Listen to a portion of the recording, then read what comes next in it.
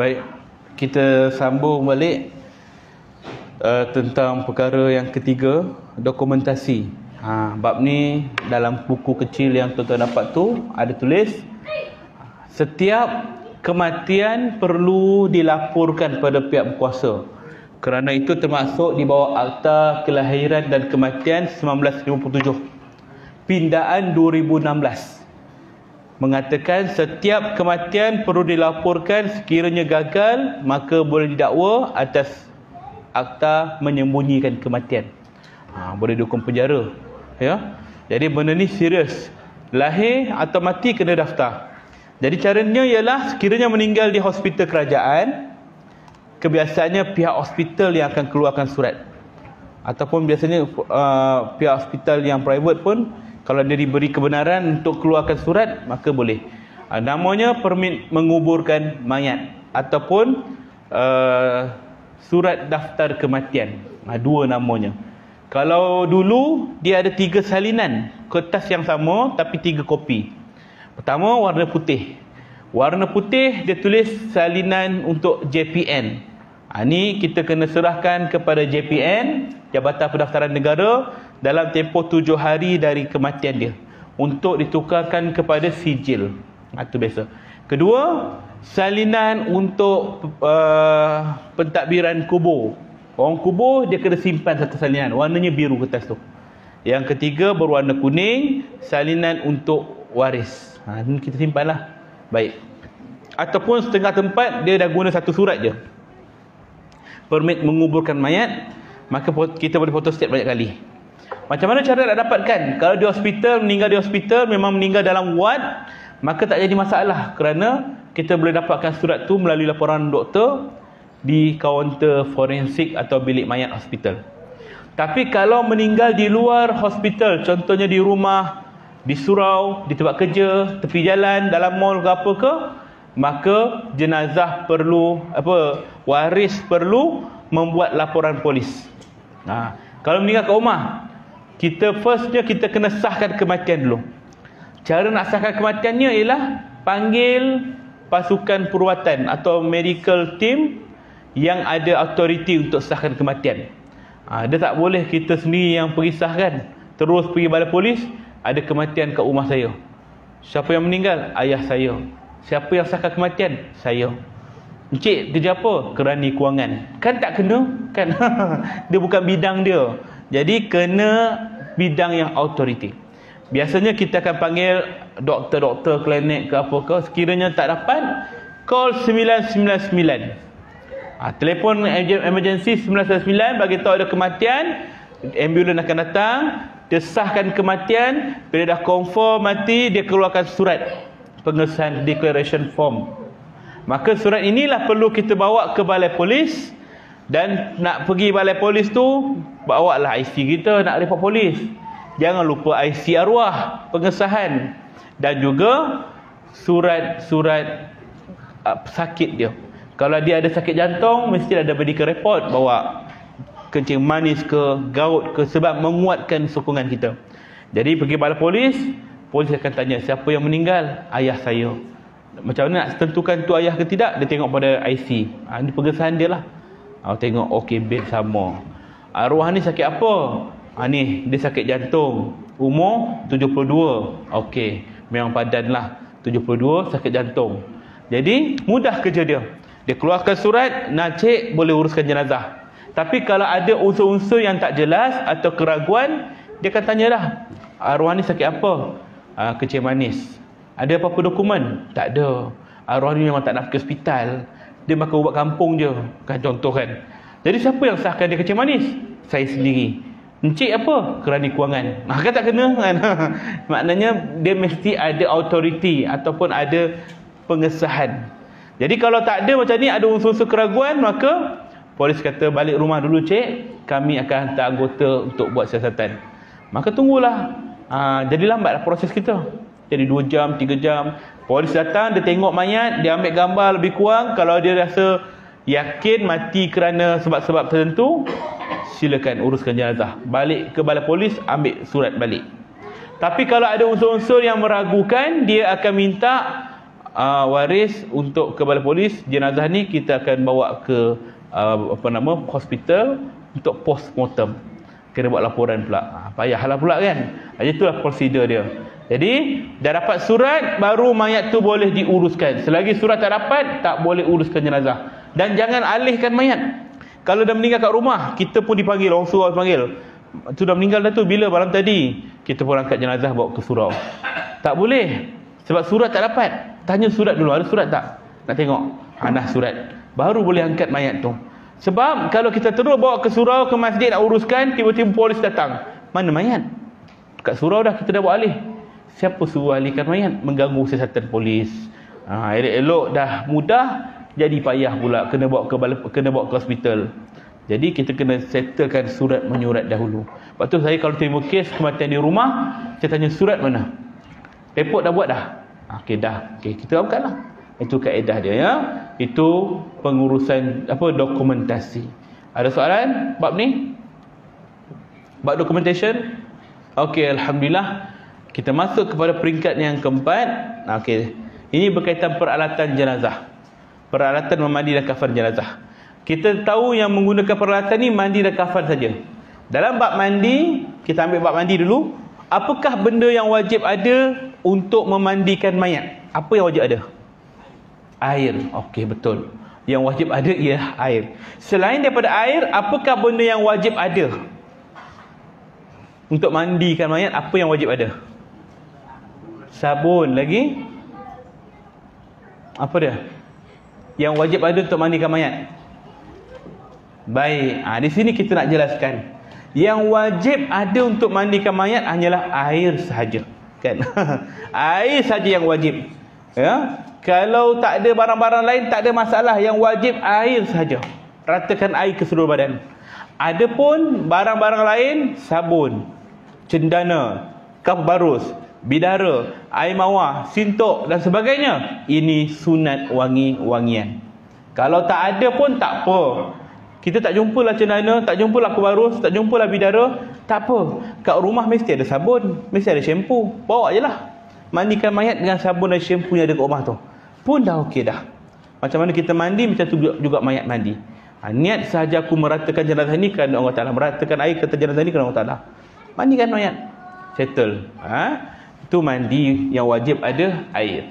Kemudian yang sunat ialah wangi-wangian.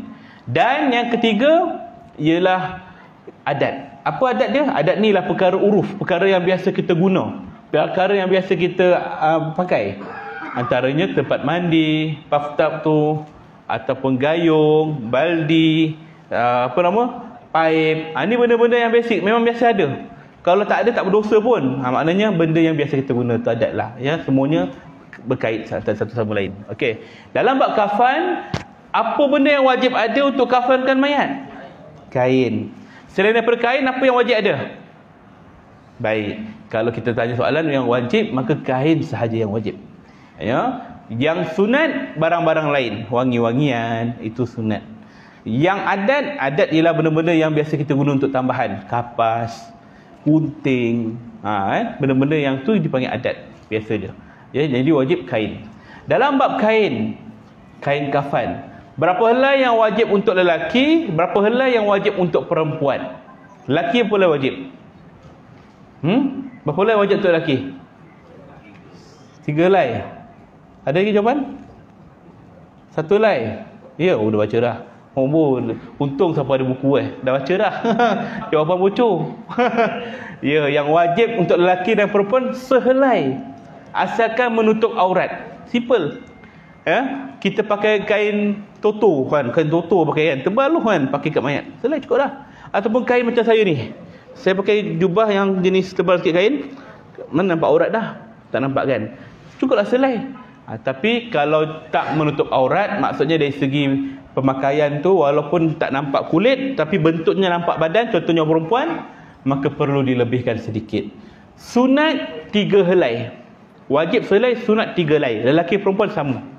Kerana Nabi SAW dikafankan dengan 3 helai kain saja. Tanpa jubah, tanpa serban. Nabi tak ada jubah, tak ada serban. Ya, 3 helai kain dia. Maknanya lelaki perempuan sunat 3 helai. Tapi orang perempuan kalau 3 helai tak cukup untuk dia, mungkin nampak aurat dia lagi, maka tambah jadi 5 helai. 3 helai ataupun 5 helai. Dan jangan lebih daripada tu, membazir. Ya. Teknik saya untuk membentang kain kafan nanti kita akan guna, kalau biasa orang luar pakai 18 meter kain bidang 60, 15 meter kain bidang 60. Saya hanya menggunakan 10 meter kain saja untuk lelaki dan perempuan. Yang penting teknik kita untuk menyediakan kain kafan, bukan jumlah kain kafan, teknik je. Asalkan menutup aurat. Itu je poin kita, ya. Baik. Okey, itu tentang peralatan yang kita akan sentuh kejap lagi, ya. Baik, sekarang kita masuk ke bahagian praktikal. Okey. Praktikal bab mandi dan kafan. Okey. Jadi saya kira memudahkan pada kaum perempuan, ibu-ibu kat belakang tu, mungkin dia boleh ke depan, mungkin kita boleh bahagikan, ya. Mungkin yang lelaki kita ke depan sikit sebelah sini, mungkin ibu boleh duduk kat sana, masuk kat dalam ni, kat depan ni, kita buat tertegah ni, insya-Allah. Boleh kita alih sikit, masuk belah kiri kanan. Orang lelaki kiri dan kanan. Biar ibu duduk kat dalam ni luar. Supaya nampak, kan duduk belakang tu tak nampak, dengan suara je apa benda kan. Baik, baik. Sekarang ni kita dah ada peralatan. Kain dah ada, barang-barang dah ada.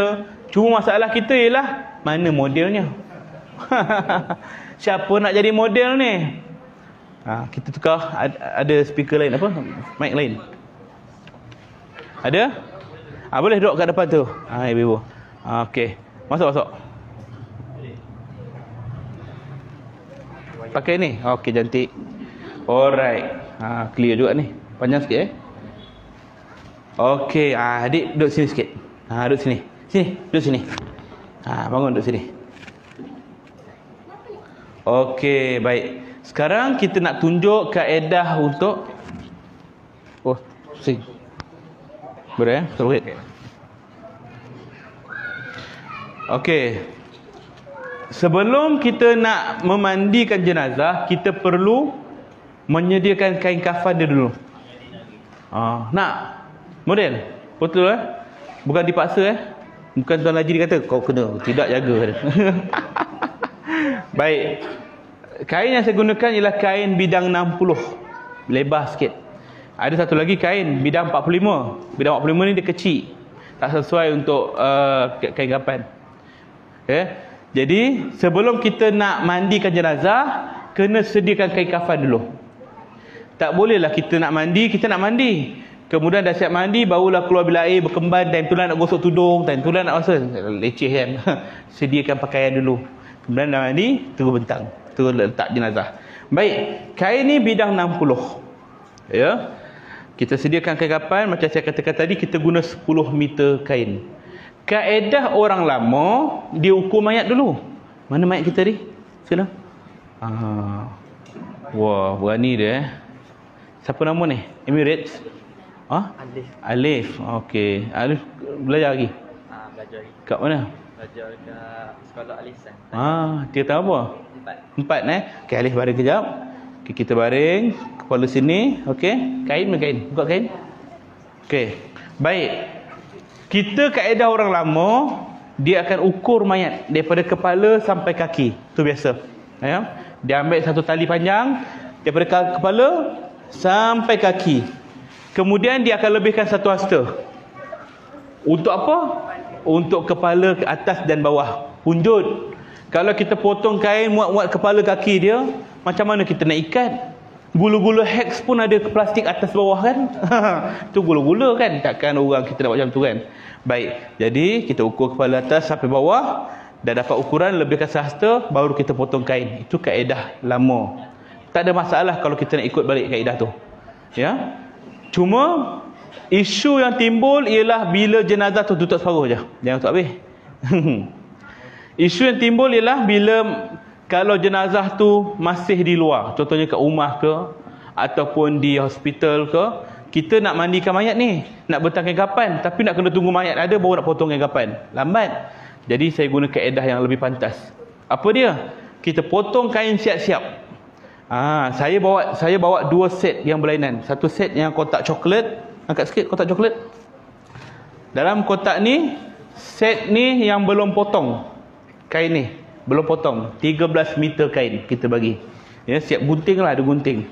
Dalam set yang hitam ni, set yang dah siap potong. Dia dah siap potong semua. Lengkap semua sekali. Ada kain batik apa semua lengkap dalam ni. Jadi, kenapa saya buat 2 set macam ni? Kerana biasanya yang belum potong, orang lama suka macam ni. Acik tak suka dah siap potong. Acik nak style acik sendiri. Contoh kan. Jadi kita bagi yang ni. Potong sendiri makcik kan. Kalau yang hitam ni, biasanya orang bandar. Nak cepat kan. Tahu-tahu bentang kapan je. Terus letak jenazah.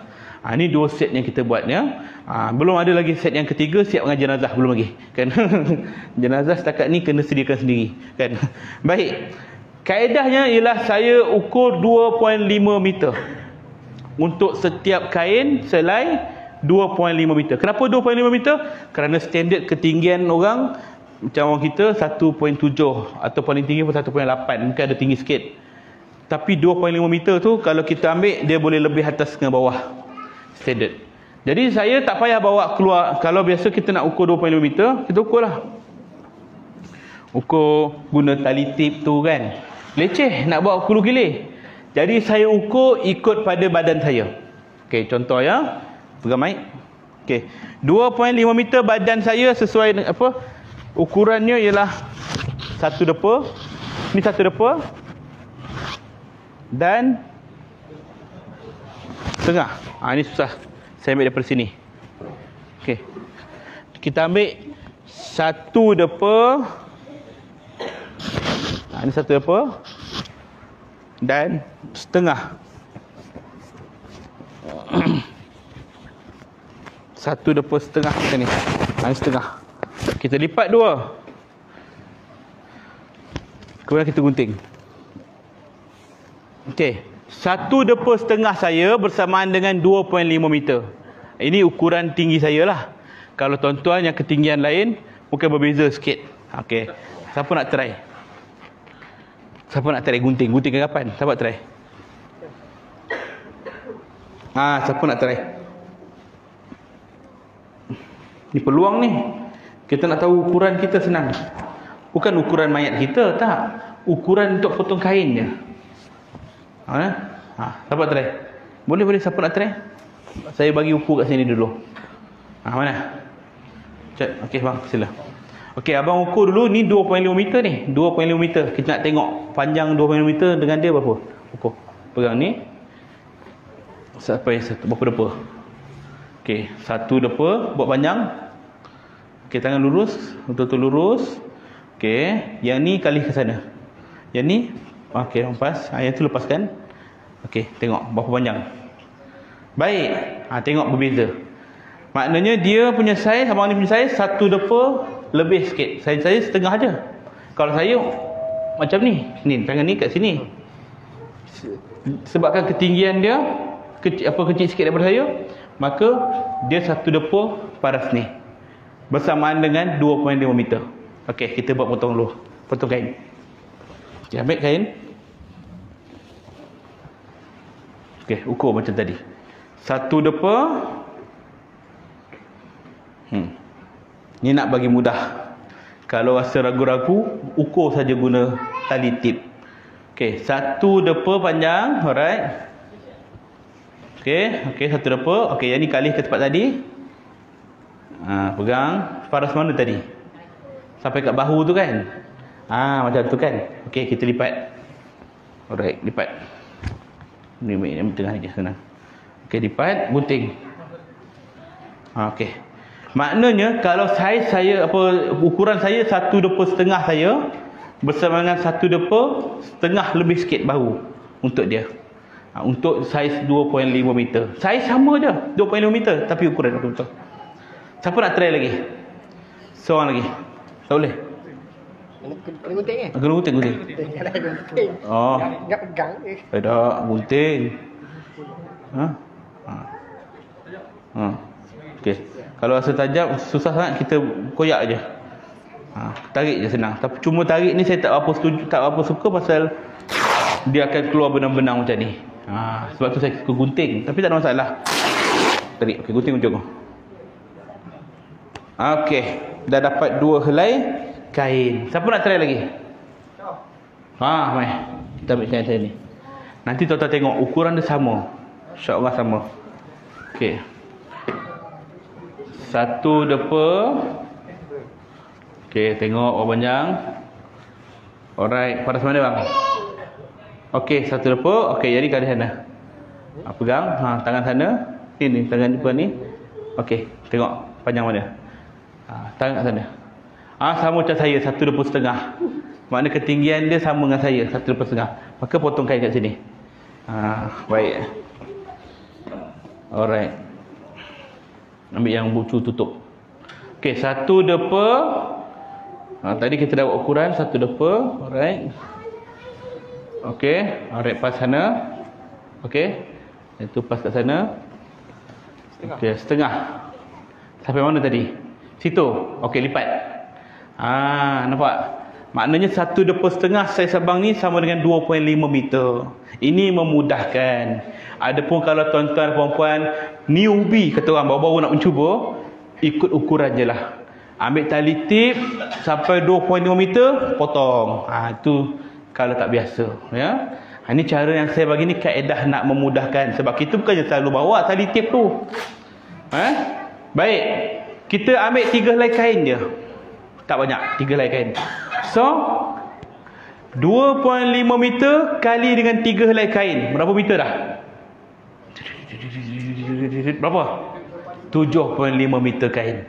Saya kata tadi nak guna 10 meter je. 7.5. Okey. Sekarang ni kita ambil kain lagi. Okey, 7.5 saya ambil 1 meter setengah. Okey, 1 meter setengah saya anggarkan lebih kurang 1 depa. 1 depa saya. 1 meter setengah untuk buat apa? Untuk buat kain kemban. Ini tak apa, tuan-tuan agak-agak je. Okey, gunting. Kain kemban. Lepas mandi, nak bawa jenazah ke tempat kafan, kena tutup mayat tu dulu. Kain kemban. Saiz dia antara tekak ni sampai ke kaki. Kalau perempuan full lah. Macam tu. Okey, betul. Okey, macam ni. Macam mana 1 meter setengah? Macam ni lah lebih kurang. Lebih sikit lah. Saya ketinggian saya 1.78. 1 meter setengah bukan, tak jauh lah beza dia. Okey. Tutup antara tekak ni sampai kaki. Sesuai untuk lelaki dengan perempuan. 7.5 campur 1.5 berapa? 7.5 1.5 jadi 9 meter. Baik, kita nak ambil 1 meter lagi. Untuk apa? 1 meter ni lah kita nak buat untuk kain kemban. Kain serban. Okey, ni lebih kurang 1 meter. Lebih sikit lah, tapi saya buat anggaran macam ni. Okey. Kita lipat 2. Buat potong. So 9 campur 1 meter lagi berapa? 10 meter. Ni nak buat apa? Ini kita nak buat kain tudung atau kain serban dia. Okey, begini keadaan dia. Baik. Lebih ni lebih ni ekstra lah. Kita nak buat simpan ke, nak buat alas dia ke, boleh. Okey. Kita buat kain untuk gosok mayat. Kita ambil lebih kurang setepak ni. Lipat. Ni lebih-lebih lah ni. Ambil. Ni untuk kain gosok mayat. Masa nak mandi, kita nak lap-lap dia, guna kain ni. Okey. Baik. Kita potong kecil-kecil. Okey, potong. Lagi. Okey. Baik. Kita potong saja untuk kain perca. Okey. Baik. Di antara kain-kain ni kita ambil selai je. Yang selai ni kita nak buat untuk tutup muka dia waktu akhir nanti.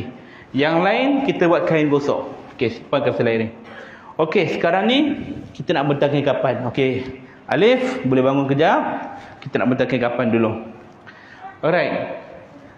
Sekarang kita nak potong tali. Sebab nak ikat kain kapan guna tali. Jadi tali tak ada lagi. Ambil daripada kain tadi yang kita dah siap potong, sebelah tepi dia yang panjang. Ni panjang, ambil sebelah tepi dia. Ukur dalam jarak 2 jari untuk saiz. Potong sikit. Nah, tarik. Tarik je. Tarik. Tarik je. Seronok kan? Nampak? Kalau kat rumah tak boleh goyak kain kan? Okey, sehelai. Jangan potong dua-dua. Potong sebelah saja. Okey, satu. Okey, siapa nak cuba potong? Mai Alip, try. Potong. Okey. Ukur 2 jari. 2 jari panjang macam ni. Okey, sini. Okey, potong sini. Alright, sini. Ambil gunting. Okey, ni nak buat tali tarik. Nampak? 2. Yang ketiga, ni Okey, ambil. Okey, siapa lagi nak try? Nak potong. Potong kain dia. Siapa nak? Ni abang yang sokok ni. Gunting. Okey, kita ambil yang panjang, ukur 2 jari. Saiz 2 jari. Panjang. Ni kat sini. Okey, potong sini. Bagi gunting. Okey, lepas. Gunting. Tarik. Cantik. Okey. Baik, 3 helai tali kita dah sediakan.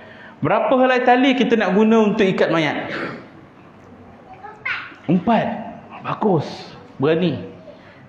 Selain daripada 4, apa lagi jawapan? Berapa utas tali kita guna? Sini ada 3. Berapa utas tali kita pakai? 3. 3. Lagi?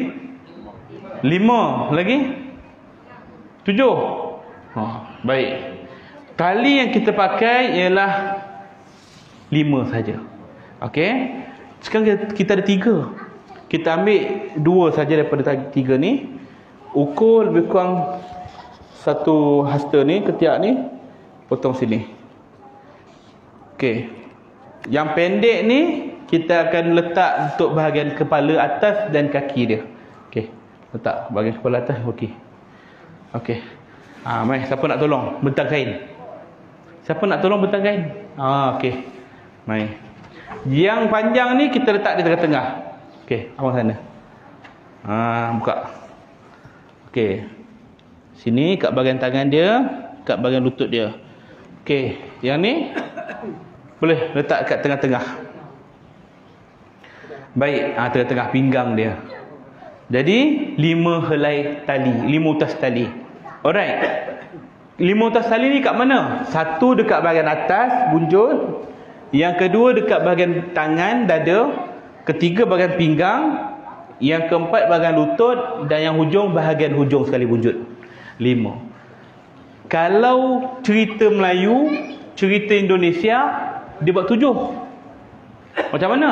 1 kat sini, 2 kat tekak ni, yang ketiga kat tangan, 4 kat pinggang, 5 kat lutut, 6 kat buku lali, 7 kat ujung kaki. Kan macam pocong. Kenapa nak ikat sampai kat tekak? Tak payah ya. Tekak dengan buku lali tak perlu. Okey, 5 cukup. Okey. Sekarang kita nak bentang kain kapan. Kain yang kita potong tadi, di bahagian yang kita ambil untuk buat tali tadi, dia akan keluar bulu-bulu macam ni. Jadi ini kawasan yang tak kemas. Bahagian yang sebelah sini pula dia tak keluar bulu. Cantik. So bahagian yang kita tak koyak ni tips tambahan je lah. Letak sebelah kanan. Mana kanan? Kita nak buat kepala kat sini, maka kanan dia dekat sana. Kan kanan sana kan? Kepala sini kanan kan? So kiri sini. Okey, baik, bentang. Nampak? Bentang. Pegang. Sana kanan. Okey, bentang. Kenapa kita letak yang bahagian potong ni sebelah kiri? Kerana bahagian potong ni dia akan duduk sebelah dalam. Yang kanan yang tak potong sebelah kiri. Dia akan menghala ke sini, sebelah luar. So benda ni akan tertutup, nampak kemas. Baik, sehelai. Ni perkara apa? Cara kaedah pertama. Saya kata 4 kaedah. Kaedah pertama. 1, 2. Tak kain yang kedua. Tengok ukuran sama tak?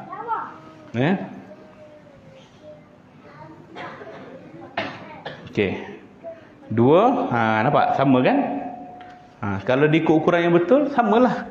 Dan 3. Tak payah letak kapas, tak payah letak kapas baru, cendana. Ni kaedah basic. Kalau nak letak je lah kan. Okey, 3. Alright. Tengok, sama je saiz. 2.5 meter. Ukuran 1.5. Tadi saiz siapa tadi? Yang tadi, mula-mula tadi. Abang kan? 1 meter setengah, lebih sikit kat sini. Dia punya saiz kan. Tapi ni dia, 2.5 meter. Baik. Sekarang ni kita dah bentang, ini kaedah pertama. Jenazah dah siap mandi, kafan, dah lap dia, letak atas ni, terus kafan. Siap. Tutup aurat, tutup. Ini kaedah yang Nabi pakai. Kenapa? Kerana Rasulullah dikafankan dengan 3 helai kain, tanpa jubah, tanpa serban. Kenapa Nabi tak pakai baju macam kita buat? Salah lah ke nak buat serban semua? Tak salah. Sebab Nabi pernah sebut, cantikkanlah kain kafan kerana mayat akan dibangunkan dengan kain yang dipakainya. Nabi suruh cantikkan. Tak ada masalah. Tapi Nabi sendiri tak pakai baju? Salah tu. Nabi pakai baju. Kerana Rasulullah dimandikan tanpa dibuka pakaian dia. Ini khusus pada Nabi. Ketika Rasulullah nak wafat, ketika itu Sayyidina Ali, Sayyidina Ibn Abbas dan lain-lain, ada 4 orang sahabat masa tu. 4 orang ni Ahlul Bait juga. Dia datang nak uruskan jenazah Rasulullah. Kemudian mereka tertidur. Allah takdirkan mereka 4-4 tidur dalam bilik tu. Dalam tidur tu Allah bagi ilham, jangan buka pakaian Nabi, kata dia. 4-4 mimpi hama. Kemudian mereka bangun, aku dengar ada sebut jangan buka pakaian Nabi. Maka mereka pun ambil keputusan, jasad Rasulullah tidak dibuka pakaiannya. Allah nak jaga aib Rasulullah. Maka dimandikan Rasulullah atas jubahnya. Ni mandi lah. Kita kena buka, Nabi tak. Setelah tu dilap-lap, terus letak Rasulullah ke atas kain ni, terus tutup. Maka Rasulullah tak apalah. Dia 3 helai ni, kain jubahnya dah menutup bahagian aurat dia. Maka ini kaedah pertama. Okey. Kaedah yang kedua, okey, kita ambil keluar satu helai. Okey, bawa sini. Okey, kita pegang dulu. Okey. Kaedah kedua, sekiranya badan besar. Kalau kita guna kaedah macam ni, dia akan tutup tapi belah depan tak tutup kerana besar. Dengan tangan dia tadi kembang, maka kain kafan tak cukup untuk menutup badan dia. Maka kaedah yang kita guna ialah kaedah silang. Silang macam mana? Okey, ambil kain yang kedua, yang atas tu. Okey, pertama, kain yang bawah kita letak macam biasa, lebihkan sebelah kanan. Okey, tu okey. Yang ni lebihkan sebelah kiri. Tarik je. Macam tu. Setengah separuh. Yang ketiga, ambil balik, letakkan di tengah-tengah dia. Okey, kaedah yang sama. Okey, tengah-tengah macam ni. Betul-betul balance tengah. So, bila mayat dah siap mandi, kemudian kita letakkan di tengah-tengah macam ni. Biasanya kita letak kapas. Okey, kain keman pun dah ada tutup mayat, tutup aurat dia. Maka bila kita tutup yang pertama, dia akan terbuka bahagian tengah. Maka tak apa, dalam dah ada kapas, dah ada kain. Tutup bahagian kedua, kain ni sebelah kiri lebih, maka dia akan cover aurat atas, tapi belah sini dah terbuka. Tak apa, kerana dalam dah ada kain kapas, ada kain keman, ada kain pertama tadi. Kemudian yang ketiga, tutup belah kanan dia lebih, maka dia tutup belah sini, tapi belah sini pula terbuka. Tak apa, dalam dah ada kapas, dah ada kain keman, dah ada kain pertama dan kain kedua tadi. Maka dah cukup tutup aurat dia. Ini kaedah kalau badan besar, buat bersilang. Alright. Kaedah yang ketiga. Okey, angkat. Yang pertama. Di sini. Angkat yang pertama. Alright. Kita ratakan balik, samakan balik. Okey. Kaedah kedua, kaedah ketiga, sekiranya mayat itu mayat yang reput, mayat yang ada pendarahan, bleeding, ataupun ada penyakit yang berjangkit HIV, AIDS dan sebagainya. Pada lapisan yang kedua ni, sebelum letak kain yang ketiga, kita ambil plastik. Plastik diletakkan di atas kain yang kedua. Kenapa letak atas kain yang kedua? Kenapa tak letak atas kain yang ketiga? Kerana mayat lepas mandi, kulitnya masih lembab-lembab basah. Maka bila terus letak atas plastik, plastik akan melekat kat badan mayat. maka mudah terkoyak. Secara logiknya mudah terkoyak. Maka kita guna kain, letak atas ni, okey, ambil kain, letak atas plastik yang kedua ni, maka mayat tadi yang dalam keadaan basah ke, dalam keadaan berdarah ke apa, dia akan letak atas ni, maka kain tutup, baru plastik, maka dia dah grip dah. Sebab plastik atas kain, dia mudah grip. Maka kalau ada pendarahan ke, apa yang keluar pada badan mayat, najis ke apa, dia hanya jatuh pada kain ni. Kain lapisan yang kedua bawah tu tak kena. Ni cara untuk kalau jenazah itu jenazah yang bermasalah. Plastik ni pula kita tengok keadaan mayat nak bentang. Kalau mayat tu postmortem potong belah kepala dan juga bahagian dada, maka plastik kita letak di antara kepala dan pinggang, kepala dan pinggang. Kalau macam kata dia kencing manis, kaki dia ni luka dan sebagainya, maka plastik kita letak di antara pinggang sampai kaki. Kalau macam kata dia ni orang tua, bedridden, belakang punggung dia ni melecet, kan? Jadi kita letak plastik di antara pinggang sehingga lutut. Kalau macam kata dia ni HIV, AIDS atau penyakit TB ataupun aksiden penuh luka, maka letakkan plastik penuh pada badan dia. Ini tengok keadaan dia. Kenapa nak letak plastik? Untuk elakkan pendarahan berlaku dan kotor pada kain kafan. Mana nak cari plastik ni? Okey, kita tengok jap plastik tadi. Mana nak cari plastik ni? Ini plastik kalau tuan-tuan nak pergi kat kedai, cari kedai hardware. Biasanya orang buat lapik kat lantai, nak cat ceiling. Jangan minta plastik mayat ada tak? Tutup kedai tu nanti kan. Plastik ni buat lapik, biasa orang nak kikis ceiling ke apa, orang kontraktor tahulah plastik ni. Satu gulung tu ada dalam RM15. Boleh guna 4 mayat. Ya. Ataupun kalau susah sangat, cari je plastik shell out. Ni pun plastik shell out juga kan. Siapa yang suka makan shell out, ni lah plastik yang digunakan, sama je. Jangan terbayang-bayang pula nanti ya. Kan baru cara nak pergi Tanjung Lumpur kan, contoh. Okey, ini plastik dia keras sikit. Ada orang pakai plastik meja yang kita lapik meja tu, terlalu tebal, tak sesuai ya. Baik, itu kaedah ketiga. Kaedah yang keempat, kaedah keempat ni yang saya nak katakan sesuai untuk lelaki dan perempuan. Ambil kaedah yang ketiga. Kaedah yang keempat, ini kain yang ketiga ni kita buat baju. Lipatkan dua, sama saiz, atas dan bawah. Bila kita dah samakan saiz, boleh sama. Alright, lipat lagi dua. Macam ni. Gunting bucu dia ni. Guntinglah bentuk V ke bentuk U ke, terpulang pada kita. Jadi macam ni. Mini love. Alright. Buka. Kepala dah keluar dah. Kan? Tak muat kepala ni. Macam mana ni? Kita ambil, buat dia punya collar kat sini. Buat collar. Alright, potong. Dah siap jadi baju Melayu Johor, kan? Simple aja, ya. Dah, tak payahlah nak buat lengan ke, nak buat baju apa, kain-kain tenda tak payah. Ni je kain dia. Free size, semua boleh, kan? Ni kita letak tepi dulu. Sebelum kita letak kain baju ni, kita bentangkan kapas. Bentang kapas bentuk T. Kapas kita bentangkan dalam bentuk T. Kepala dan juga badan. Sini kepala. Jangan hujung sangat. Kita ambil separuh je. Daripada jangan hujung sangat. Setengah je. Baik. Cukup setakat tu. Potong. Kalau kaedah orang lama, dia potong. Tak payah, kita gunakan rati je. Kan? Itu bahagian kepala. Ni bahagian badan sampai pinggang. Kita letakkan kapas. Alright. Dah siap. Separuh pun cukup. Letak, potong. Kalau nak buat sampai habis pun boleh.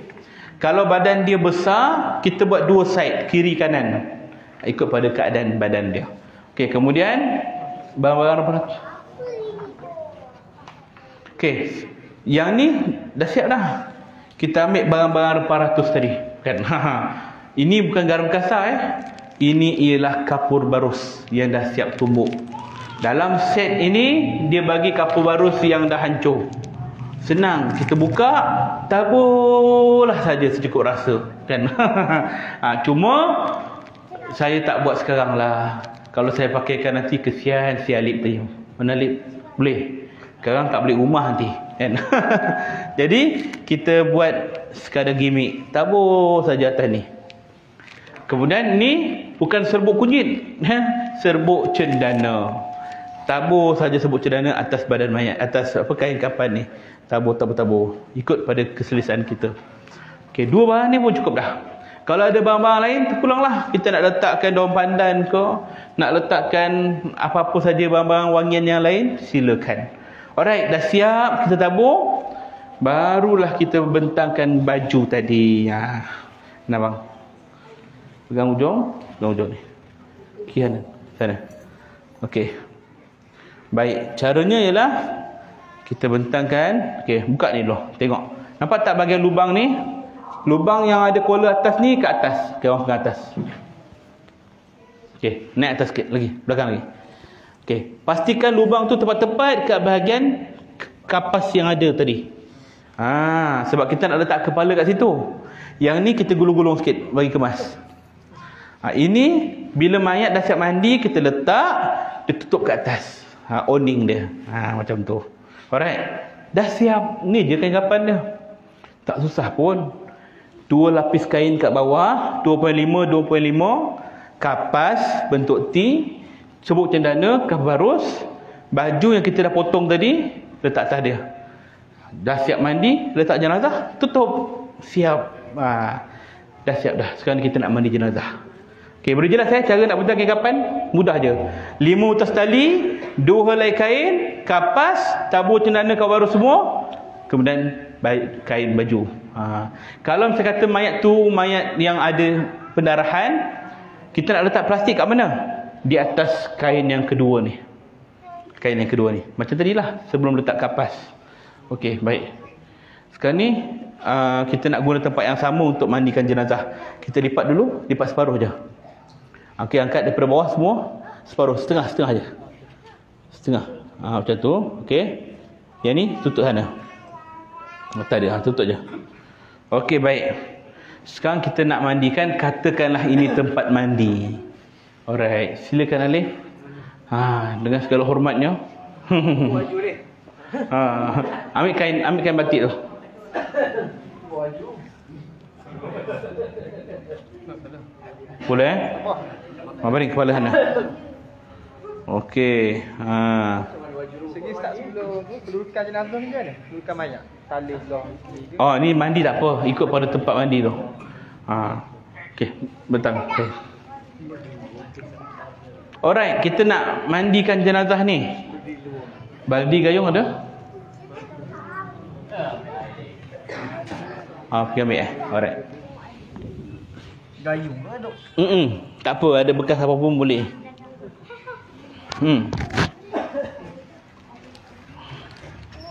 Okey. Sekarang kita nak mandikan jenazah. Gimik saja. Bukakan segala baju dan seluar dia. Tergamam dia. Tak payah buka lah, ya. Sekadar syarat saja. Tukang mandi yang utama, tekong, kena duduk sebelah kiri mayat. Saya dah duduk belah kiri dia. Kenapa saya duduk sebelah kiri dia? Sebab nak mudahkan cebok. Guna tangan kiri, senang cebok. Kalau saya duduk sebelah kanan, dah terkial-kial macam ni, susah. Maka kita duduk sebelah kiri, tu senang. Alright. Okey. Kemudian berapa orang yang boleh mandikan jenazah? 3 orang dah cukup dah. Tak payah ramai-ramai. Paling ramai 5 orang. Jangan lebih-lebih. Kalau lebih bukan memudahkan, menyusahkan. Kita dah bilas sabun sini, dia sabun kat bawah. Kita dah bilas sini, dia sabun kat atas. Bila nak habis ni? Kiri kanan. Jadi tension kepala kita kan. 5 orang pun cukup dah. Siapa yang boleh mandikan jenazah ni? Keluarga dia lah. Ya. Anak-anak dia, adik-beradik dia, ya, ataupun mak ayah dia boleh. Boleh tak isteri nak mandikan suami dia? Boleh. Isteri nak mandikan suami pun boleh, suami nak mandikan isteri pun boleh. Ya, cuma isteri yang nak mandikan suami, dia kena pastikan hanya dia dan keluarga dia sahaja yang ada dalam tu. Dia tak boleh bercampur. Dalam tu lah ada imam, Tok Bilal, Tok Siak, tiba-tiba dia seorang ada situ. Tak kena. Dia seorang duduk sini, sok-sek menangis, dia pun sabun kat sini. Tok Imam pun sabun. Dah berselisih tangan antara Tok Imam dengan dia atas perut suami pula tu. Kan? Tak kena. Sebab dia dah bermula tempoh edah. Jadi bila yang boleh nak mandikan dia? Kalau dia tak boleh mandikan bersama anak-anak dia, bagi dia ruang waktu nak siraman akhir. Maknanya dah siap mandi. Okey, panggil anak isteri dia. Panggil anak isteri dia. Isteri pun datang nak mandikan jurusan akhir tu. Itu tak apa. Begitu kat suami, nak mandikan isteri. Suami tak ada edah, tak apa ke? Tak apa. Cuma janganlah kita berkumpul. Time tu lah ada AJK Muslimat, AJK Marhaban, AJK Dapur semua kan. Kita seorang suami lelaki tu. Tak kena. Ya, baik. Jadi situasi dia sama saja. Okay, kemudian kita nak mandikan jenazah ni, kena sediakan barang-barang dia. Ambil satu baldi. Kalau kaedah orang lama, dia guna banyak air. Satu baldi air cendana, satu baldi air kawarus, satu baldi air mawar, satu baldi air bidara, satu baldi teh ais. Contoh kan. Banyak sangat air. Itu yang menyebabkan mandi lambat tu. Mandi lama apa dah lama sangat tergodek-godek kan. Sebab terlalu banyak air. Jadi tak payah banyak, campur je semua sekali dalam ni. Kita ambil rempah ratus kita tadi, kan? Campurlah kawarus cukup rasa, serbuk cendana, air mawar, air bidara, apa saja air yang kita ada, campur, penuhkan air, kemudian kita gaul sehingga naik bau, warna dan rasa. Ini kita panggil air apa? Biasa panggil ni air apa? Air bilasan? Mandian akhir. Dia ada nama dia, saintifik sikit. Apa nama dia? Biasa orang panggil air 9. Pernah dengar? Kan? Kenapa panggil air 9? Adakah 9 jenis campuran? Tak ada. Baru 3-4. Dah kenapa 9? Adakah berasal daripada negeri 9? Tak ada kena-mena. Kan? Kenapa? Kerana 9 kali cirusan. 3 sebelah kanan, 3 sebelah kiri, 3 sebelah tengah. Jadi 9. Dah wajib ke 9? Tak wajib. 9 tu nombor ganjil. Allah itu ganjil dan dia sukakan yang ganjil. Itulah 9. Dah kenapa 9 tak 7? Ada juga tanya kan. Sebab 9 ni nombor unik. Pernah dengar negeri 7? Tak ada. Negeri 11? Tak ada. Negeri 9? Ada kan. Unik tu je. Ya, saja nak bagi nama je negeri 9. Apa? Air 9. Baik.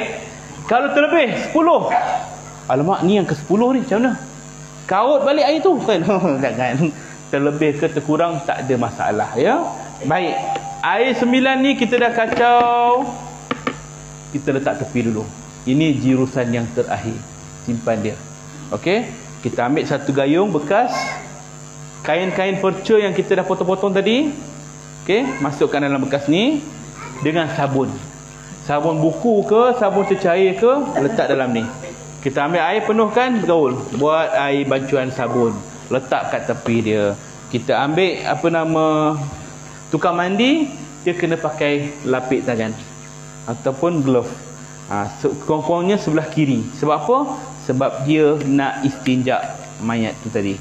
Dia kena bersihkan. Okey. Baik. Siapa nak mandikan tadi? Awak nak mandikan saya? Ke sini. Okey, boleh. Alright, 3 orang pun cukup. Okay, katakanlah yang ni ayah dia, anak abang sulung, anak bongsu, kan? Okay, aduk sini mak sini. Kamera, okay, nampak? Boleh? Nak pindah belah sini ke? Boleh. Tak apa yang wayar dia. Suka mayat ni. Baik. Tali. Baik. Sekarang ni kita nak mandikan jenazah. Okay, antara adab kita nak mandikan jenazah, kita kena tahu nama si mati. Bukan wajib, adab saja. Nama siapa tadi? Jangan tanya mayat. Tu tips pertama. Kalau menjawab dia tak cukup tanah kita lagi kan. Tanya waris dia. Siapa tadi? Alif. Mana? Bin kepada ibu dia, Hawa. Kalau tak salah ibu dia, bin Hawa. Kenapa nak kena bin kepada ibu? Tak boleh ayah ke? Boleh. Sebab ini juga adab. Kerana ada orang yang tak tahu siapa bapanya. Jadi ibunya dah pasti dah siapa. Ayahnya tak tahu. Maka ni adab secara umumnya. Ya. Maka benda tu bukanlah satu perkara yang kata wajib si bin mak tak. Ya. Kata tak tahu nama mak dia apa. Okeylah Alif bin Hawa. Contoh ya. Okey. Kemudian nak mandikan jenazah ni kita dah buang dah pakaian dia semua dah. Dah clear dah ni. Najis pun kita dah buang. Kita mulakan dengan kalau guna pipe tu pastikan jangan terlalu laju, jangan terlalu perlahan. Cuba buka pipe bang. Stop, laju sangat. Psst. Dah macam car wash. Sakit badan mayat ni. Jangan ya. Cuba buka sikit. Perlahan sangat. Menitik-nitik je. Sakit hati kita, kan? Maka sederhana, buka perlahan. Sudah ada air pun mengalir. Setengah tempat dia ambil kain, dia lapik kat sini. Kan, nak memperlahankan air tu. Okey, mula daripada atas. Sunatnya atas lah. Daripada kaki boleh tak mula? Boleh, tak ada masalah. Tengah pun boleh. Ikut kita. Kanan ke atas. Okey, niat sahaja aku mandikan jenazah ini kerana Allah Ta'ala. Sunat hukumnya. Sahaja aku mandikan jenazah ini kerana Allah Ta'ala. Mula daripada kepala dia. Bersihkan bahagian muka dia semua. Lalukan air je. Tak payah kita beria sangat. Ada orang pipe ni dia masuk ke hidung. Zap. Keluar sini. Zap. Zap kan. Senang ustaz. Keluar kahak semua kan. Memang keluar kahak tapi sakit mayat tu. Kalau dia boleh bangun dia cekik kau kan. Kau ingat tak sakit kan. Jangan buat macam tu ya. Lalukan air kat tepi semua. Bersihkan. Rata-ratakan air. Okey. Nah. Ratakan air secara sini. Pastikan jam dia buka ya. Buka semua. Okey. Dah ratakan air kat seluruh badan dia semua sampailah kaki dia. Ratakan air. Kemudian kita panggillah waris dia tadi. Okey, naik sabun. Okey, gosok perlahan kat tangan dia semua. Okey, gosok perlahan kat kaki dia. Geli. Nampak? Ini bau tak guna air. Cuba bayangkan kalau guna air. Melompat-lompat dia. Okey, baik. Senang kita nak uruskan mayat hidup, kita bagi arahan je. Buka kaki. Kaki buka sikit. Tengok. Senang bagi arahan kan. Kalau mayat betul kita kena alihkan sendiri kan. Jadi sementara semua orang yang ada ni dia tengah sabun perlahan, gosok perlahan, tukang mandi dia kena ambil selai kain kurang-kurangnya balut kat tangan dia ni sebab kita nak cebok. Kenapa guna kain putih? Dari sinilah tahu mana najis tu. Okay, kita buka kaki dia. Don't worry, this just acting. Don't try this at home. Okay, kita akan bukakan dia. Jaga aurat dia, jangan bagi orang nampak kan. Kita akan lalukan, buka kaki dia. Kita akan korek bahagian tubuh dia sapu. Okay, dan pipe tadi, mana pipe tadi? Hilang dah pipe tadi. Oh ni. Okay, lalukan air tadi kat bawah ni. Sambil tu kita pun bersihkan. Tengok najis ada tak? Ada lagi lah najis. Jangan buang kain ni. Bersihkanlah. Buang najis tu. Okey, kita ambil air sabun lagi, bersihkan. Rasa sampailah dah habis. Okey, clear. Boleh tak nak urut? Boleh. Urut perut mayat. Kita urut sebelah kiri ni. Kiri ni kawasan tangki najis kita. Sebelum kita nak keluar kat bahagian dubur tu, kat sini laluan dia. Urut perlahan-lahan. Tapi orang kita bukan setakat urut, dicanainya.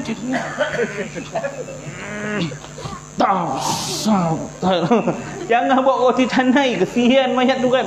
Kadang orang macam tu ada tekan. Ada lagi? Ada. Jangan. Mayat ni terseksa. Siapa suruh keluarkan najis dalam perut?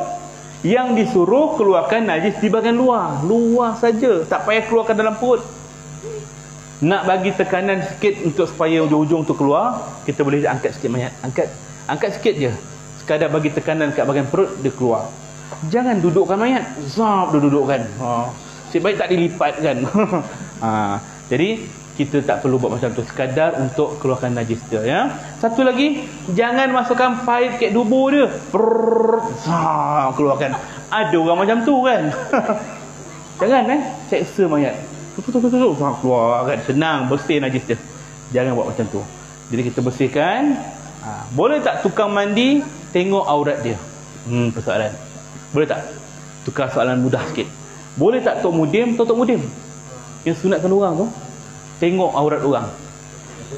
Haram hukumnya Tok Mudim tengok aurat orang.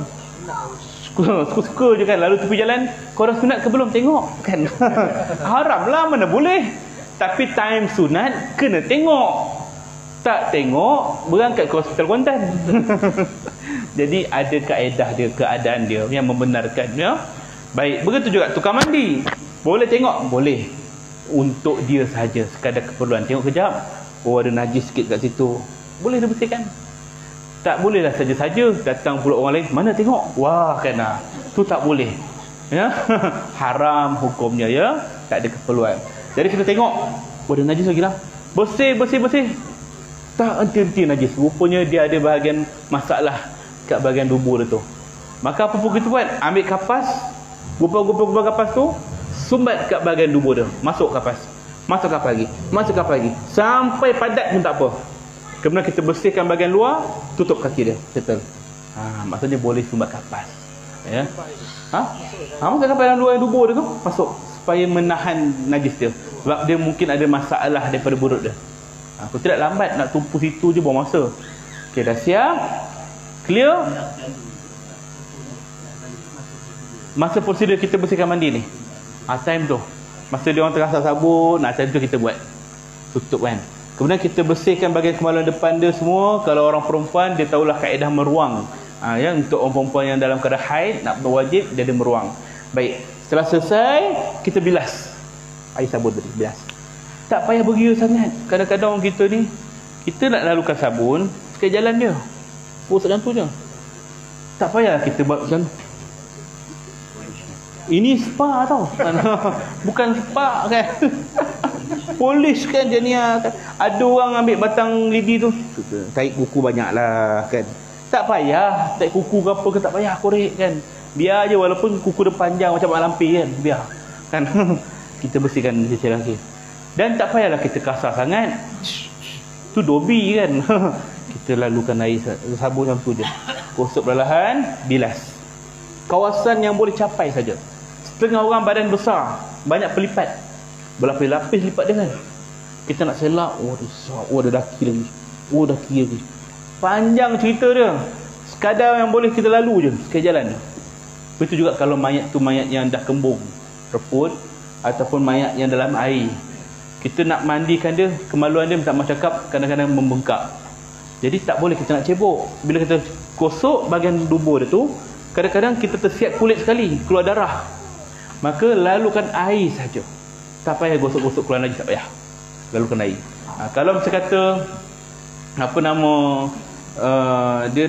kita dah contohnya ada luka-luka besar ke apa, ataupun bahagian belakang dia tu ada luka, tak payah kita gosok, perah sabun je lalu kat bahagian luka tu, kemudian bilas. Okey, siap dah bahagian depan.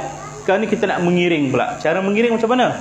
Sebelum nak mengiring ke mana? Okey, mengiring sebelah sini dulu. Caranya ialah kita lebihkan. Mat duduk diam.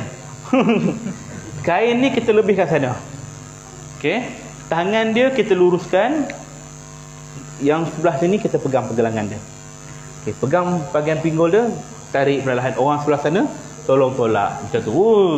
Sekali dendam betul lah. Macam ni. Tutup aurat dia. Kalau perempuan, tutup bahagian dada semua.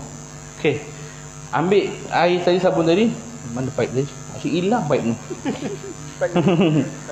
Lalu kat belakang dia, lalu air sampai bawah, kita sabun sekali jalan je. Kalau dia ada luka, perahkan je sabun tu.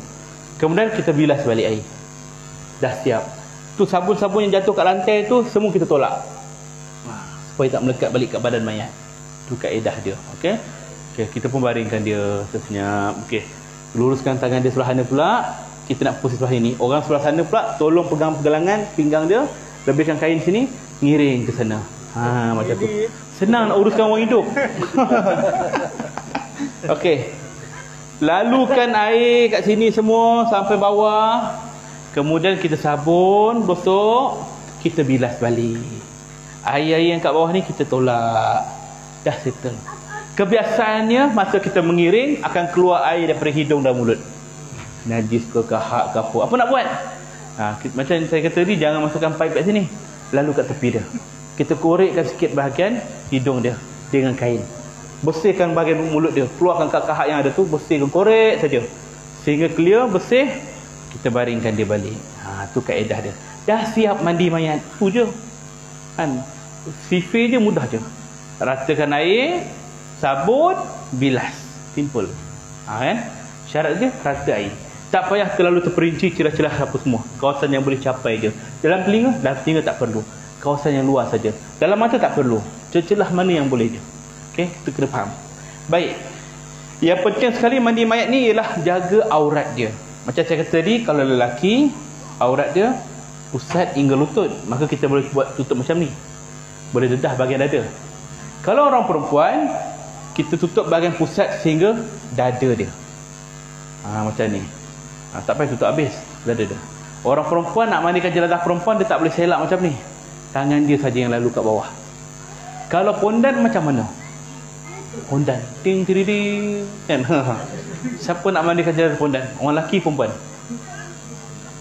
Lelaki. Ini pondan yang dah renovate. Dah buang habis dah. Macam perempuan sebiji solid je perempuan.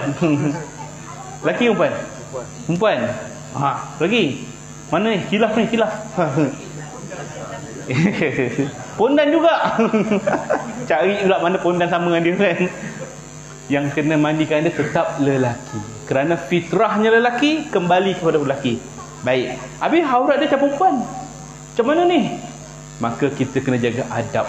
Walaupun aurat dia macam perempuan, bukan bentuk badan dia macam perempuan, tapi tetap dikira sebagai aurat. Dia auratnya tetap pusat hingga lutut.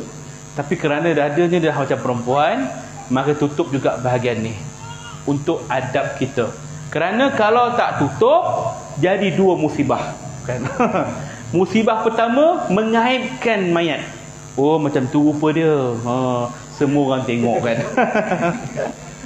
Musibah yang kedua, memberi fitnah pada tukang mandi. Ustaz, kenapa lama-lama kat situ? Kita kena tuduh kan. Jadi caranya ialah tangan kita bawah saja nak gosok. Ya, baik. Saya pernah menguruskan jenazah pondan tu kan. Pernah kan. Jadi alhamdulillah lah, tak ada masalah pun. Tak ada cerita macam tanah kubur, tak ada. Sempurna je macam biasa kan. Cuma yang saya nak kongsikan, mayat pondan ni bagus sebab komuniti dia. Pondan-pondan semua datang. Masa mula-mula masuk hospital tu, masa saya pergi ke forensik, apa sahaja masalah perempuan ni? Masalahnya semua lawa-lawa. Macam Era Fazira ada, Maya Karin ada, Nora Danish. Semualah kan. Ya betul ni kan. Dengar suara, ya Allah, macam Zularife, macam Fatah. Ya Allah, laki punya kan. Jadi bila kita tengok mayat tu memang macam perempuan, jadi kita uruskan. Uruskan, jaga dia punya adab, apa aib dia. Jangan bagi orang tengok. Ya. Jadi puan-puan telefon, tolong saya. Tu bahagian dia lah. Kita sebagai tukang mandi tak boleh mencerca dia. Jadi lagi pondan. Padan muka kau. Besok nak jawab apa kat Allah? Jangan, diam je. Apa pun dosa dia, tu dia dengan Allah. Kita buat aja kerja kita. Apa tu saya kata, apa saja kita tengok pada badan mayat, diam. Tukang mandi, dia kena jaga amanah. Tak boleh cerita. Kalau cerita umum macam ni tak apa, tuan-tuan tak tahu siapa watak dia. Jadi kalau secara khusus dah siap mandi, kita keluar, oi mayat tadi gini badan dia ini, jangan. Orang tahu tu pada mayat tu.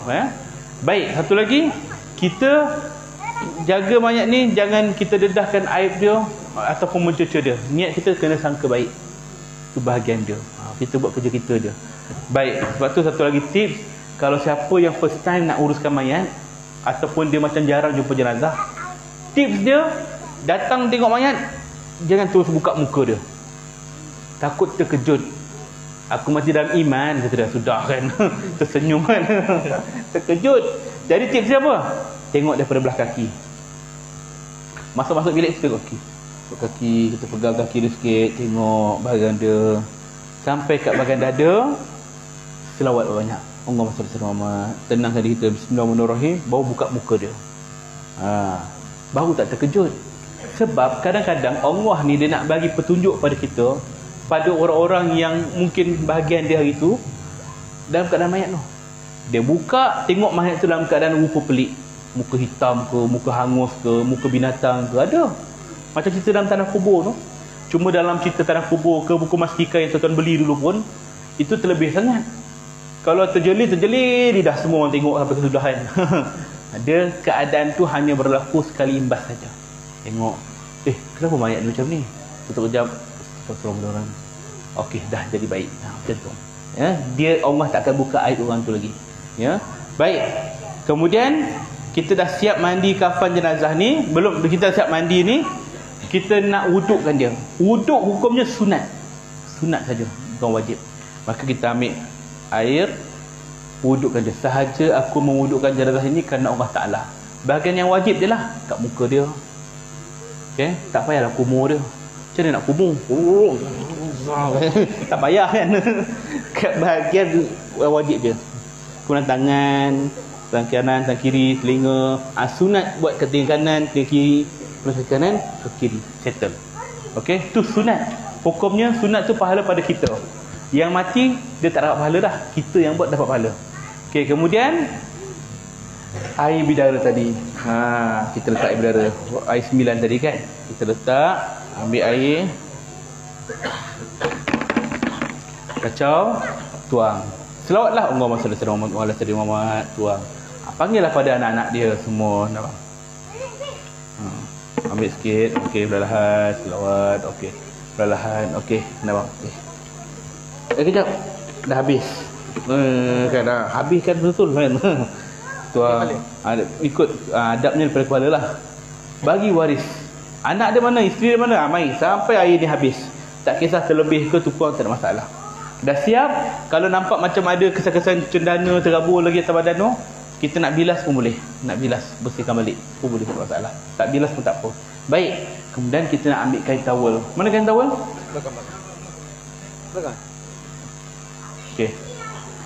Cara kita nak tukar, ambil kain towel, tutup dulu badan mayat. Tutup, tarik perlahan kain basahan tadi. Jaga aurat dia, jangan bagi nampak. Okey. Sebab itulah tukar, jangan mandi ramai sangat. Kalau 3-5 orang, insya-Allah aurat dia kalau terbuka tak semua nampak. Okey. Lah semua. Kemudian kita ambil kain yang bersih. Ambil kain satu lagi. Ambil kain tadi. Okey. Katakanlah ni kain baru. Kain baru yang kering. Tutup badan dia. Tutup badan dia. Kemudian keluarkan balik kain towel tadi. Kita dah lap badan dia dah tadi. Okey, lap kat muka dia semua. Jangan lap kasar-kasar. Kita bukan macam kita keluar bila air gini kan. Tersiat kulit dia kalau kasar-kasar. Perlahan tutup-tutup semua sampailah kaki dia. Kemudian kita nak pusingkan mayat. Lebihkan kain ke sana, pusing ke sini. Macam biasa. Jaga aurat dia, jangan bagi nampak. Okey, lap. Lap. Air kat bawah tu pun kita lap juga. Guna kain yang sama pun tak apa, sebab air tu dah bersih. Lap, tolak kering. Okey. Keluarkan dia. Baringkan balik. Sebelah sini pula. Tolak sebelahan dia pula. Okey, jaga. Kita lap semua. Kebiasaannya air akan keluar lagi daripada hidung dan mulut. Maka kita guna paip ataupun gayung, bersihkan. Kita bersihkan sampailah tak ada najis keluar. Dan bersihkan lantai dia semua. Dan lap badan dia semua. Sebelum kita nak baringkan dia, ambil kain kemban tadi. Ni kain kemban tadi 1.5 meter tadi. Kita gulung separuh. Okey, gulung separuh macam ni. Alright. Letakkan di antara leher dia sampai kaki dia. Setengah dekat belakang badan dia. Okey, baringkan dia. Baring. Kemudian kita angkat balik sini. Orang sebelah sana bawa keluar kain tadi. Automatik dia dah ada atas kain kemban. Jadi mayat tu dekat atas dah tutup aurat dia, kat bawah pun dah tutup aurat dia. Mudah untuk kita angkat jenazah guna kain ni. Okey, kita nak bawa jenazah pergi sana kejap. Adik duduk sana sikit. Minta 3 orang lagi untuk bantu angkat. Kesian mayat ni tak ada siapa nak angkat dia. Kan?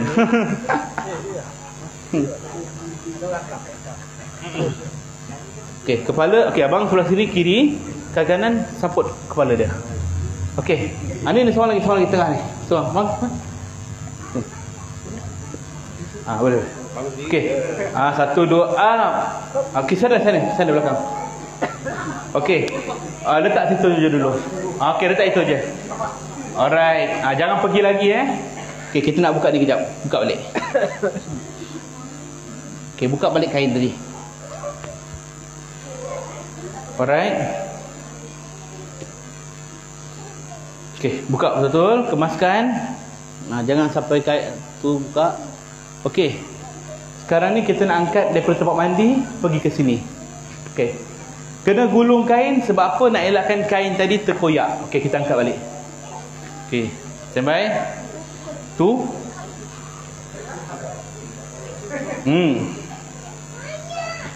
On. Okey. Letak landing betul-betul kat kepala di situ. Alright. Okey, kita buka kopiah dia. Tak tepi. Okey. Senang nak angkat macam ni, guna kain. Sini tempat mandi macam mana? Pakai roda ke apa? Pakai apa? Oh, tak buat lagi? Tak buat lagi. Okey, kalau tak buat lagi, saya cadangkan buat tempat mandi dengan tempat kafan lurus macam ni. Senang nak angkat. Kalau buat sebelah-sebelah, macam ni kita nak alih. Kalau badan kecil macam ni tak apa. Dapat badan besar, nak memikul tu ke sebelah sini, bukan senang.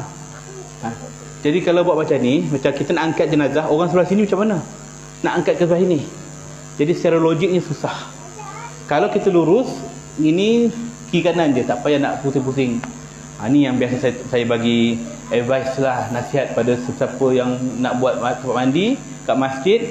Saya kata buat lurus macam ni. Kita angkat mayat straight je. Sebab berlaku masa kes arwah abang Boceh meninggal, saya uruskan jenazah dia. Kita tahu abang Boceh badannya besar. Tempat mandi dia sebelah-sebelah. Jadi masalah ialah bila nak alihkan tempat mandi ke tempat kafan. Jadi orang yang sebelah sini macam mana nak angkat? Tak sampai tangan dia. Jadi kesukaran berlaku kat situ. Jadi itu dari segi logiknya lah. Ya. Baik. Jadi kita letak jenazah kat sini. Okay, kita sekarang ni kembankan dia. Sebab apa kita buat kain?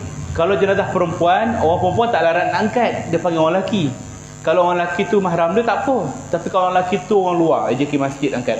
Jadi tak payah pegang badan dia, pegang kain je. Dan pastikan tempat kain mandi ke tempat kafan jangan jauh sangat. Tak apa guna kain ni, dia tak akan terkoyak.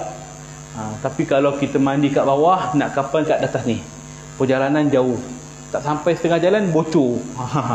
Dekat-dekat tak apa guna kain macam ni, insya-Allah tak koyak ya. Baik. Kita dah ni pakaian ni, dalam ni tak ada apa pakaian. Ada kain ni je. Okey, kita kiamkan dia. Tutup kain kemban ni dulu. Tutup. Ambil kain tu. Tutup kain dia. Okey, tutup. Jadi kain yang kemban ni tarik keluar. Tarik, jaga aurat dia. Macam tu. Alright. Kiri, kanan. Kemudian selitkan bawah ni. Saya akan buatkan 11 lapisan kain. Kata orang 7 lapis. Tak, saya buat 11 lapis. Dah tutup aurat dia dah. Okey. Kemudian kita nak letak kapas pun boleh. Biasa orang potong kapas ni. Saya tak payah. Keluarkan macam ni. Daripada sebelah sana, tarik sini.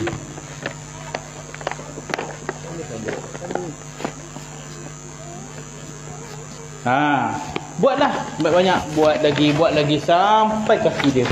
Ni saya tak buat penuh lah, kan panas dia, kesian. Okey.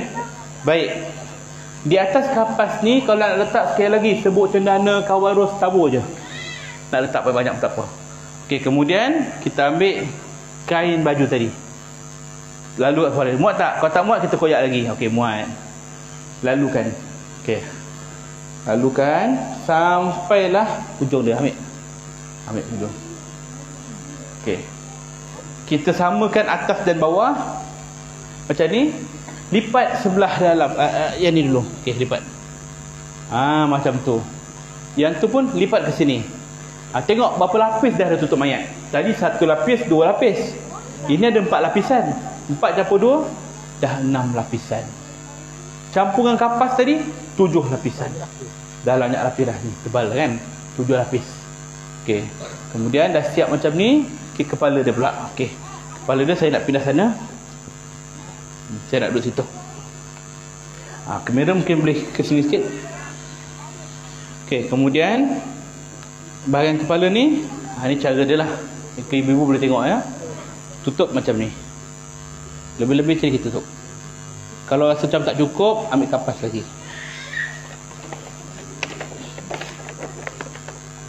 Ambil kapas lagi. Boleh tak? Macam gatal je hidung tu. Okey, ambil ni, kita lipat sikit. Ni kekemasan. Daripada sini tutup. Macam ni. Angkat kepala dia sikit, letakkan balik ni. Okey, letak. Kalau rambut dia basah panjang ke apa, kita letak tebal sikit jahit kapas. Luruskan luruskan rambut dia, jangan ikat, tak boleh ikat. Okey, dah tak jadi ni.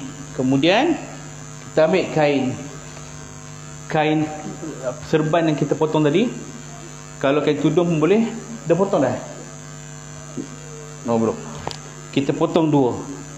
Potong setengah. Okey. Okey, potong. Dapat separuh-separuh macam ni. Lelaki dan perempuan sama saja. Okey, cara macam mana? Saya akan ambil ni, saya akan gulung sikit.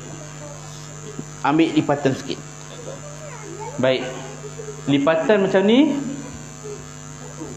kita lipat dan kita letak ke atas dia. Macam ni. Buat. Kepilkan dekat bawah ni, kat telinga dia, angkat kepala dia, samakan, tolak je kat bawah ni. Maka dia dah tutup dah kepala dia. Aurat rambut dia dah tutup. Okay. Tapi nampak tekak dia lagi, tak apa. Kalau apa, kita ambil kapas lah, tutup. Okay, lipat yang kedua ni, kita lipat lagi. Lipat lagi. Kecil-kecil sikit. Okey, memanjang macam ni. Letakkan bawah leher dia. Jadi kalau mulut dia terbuka, tarik je lah. Angkat kepala dia, tak payah ikat, selit je kat bawah ni. Macam ni. Kalau nampak kepala leher macam ni, ambil kapas, tutup.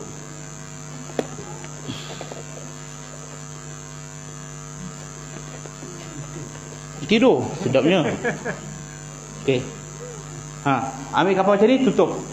Kalau nampak aurat kepala leher dia, maka dah tutup aurat dah. Kalau perempuan sekalipun. Kita ambil kapas sikit. Okey, kita ambil kapas sikit. Gumpal, letak kat hidung dia. Janganlah hidup bagi kan. Bersih garang kan, terkejut kita. Okey, tutup ini Kemudian nak letak celak ke, minyak wangi ke kat sini, kat mata dia semua, terpulang. Tak minyak wangi, orang lain nak cium sekejap lagi kan. Okey. Kemudian kain sehelai yang saya kata tadi buat tutup muka, kita ambil sini. Kerana kebiasaannya orang dia nak tutup muka, dia guna kapas. Kalau guna kapas saja, tutup muka mayat guna kapas, bila nak tengok muka, dia akan melekat kat muka dia, kapas tu. Maka kita letakkan di atas kain. Kemaskan sedikit.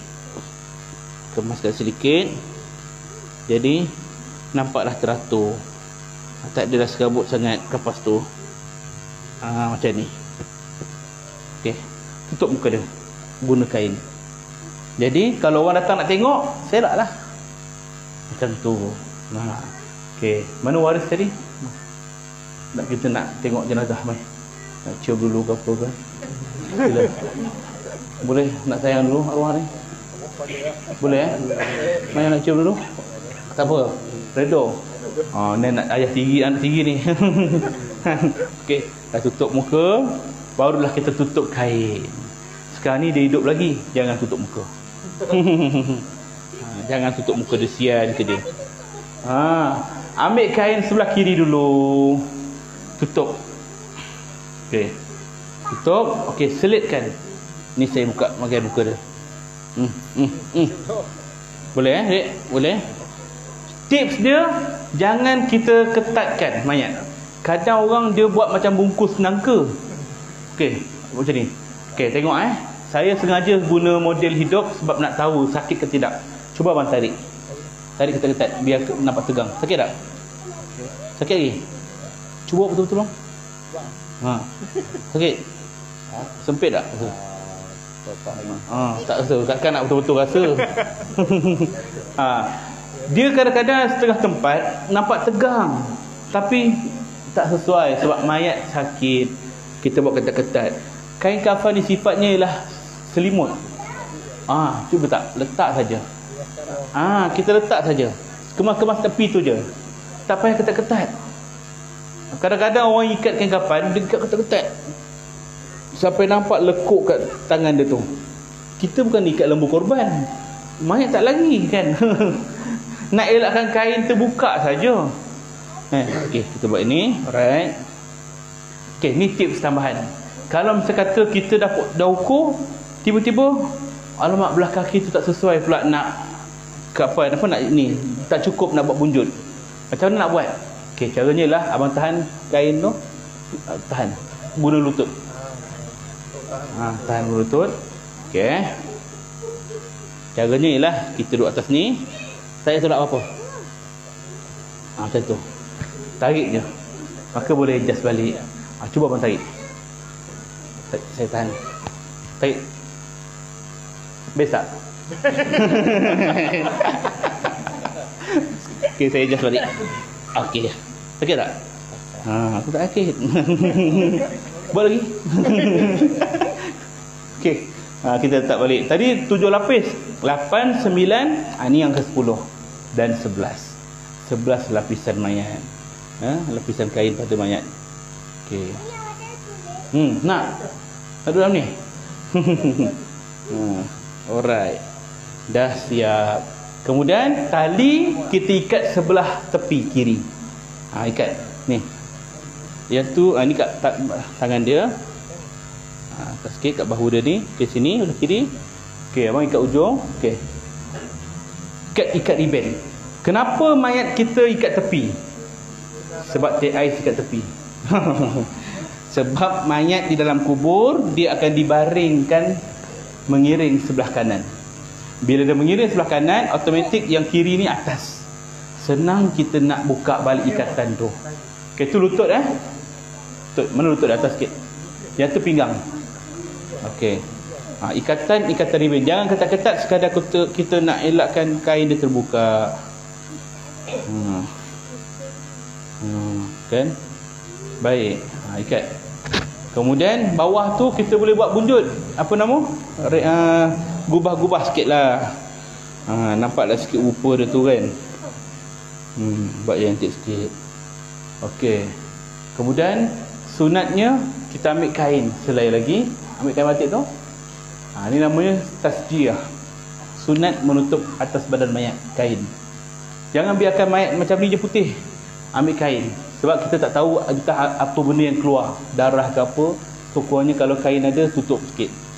Sebab tu kalau kita tengok kat Masjidil Haram pun, kain ada biru, ada hijau, ada, nak tutup lah. Kita selit sikit. Atas ni nak letak minyak wangi ke minyak atar ke, terpulang. Okey. Dah siap mayat tu. Okey. Ada soalan? Ada soalan? Sekarang ni kita nak tunjuk cara untuk solat jenazah. Kedudukan solat jenazah ya. Okey, nanti saya akan terangkan, saya skip dulu. Sekarang ni kedudukan untuk solat untuk ke bumi jenazah. Okey, abang tengah ni. Kepala.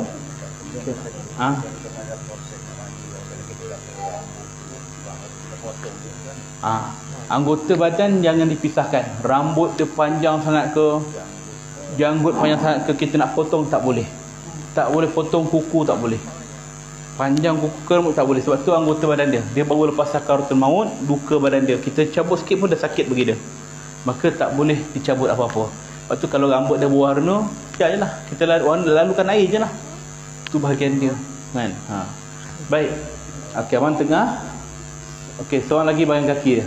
Duduk melutut. Duduk. Seorang lagi. Abang. Okey. Ini situasi di dalam kubur. Okey, kita skip dulu solat. Sekejap lagi saya akan tunjuk. Okey. Orang dalam kubur ni, dia nak sambut jenazah. Maka cara dia nak menyambut ialah tangan kanan dekat bawah, tangan kiri atas. Macam mana? Cuba. Yes. Dia pada atas kan. Dah sambut. Kenapa dia akan menghadap ke depan, menghadap kiblat? Sebab bila dia sambut, dia peluk, dia terus mengiringkan mayat.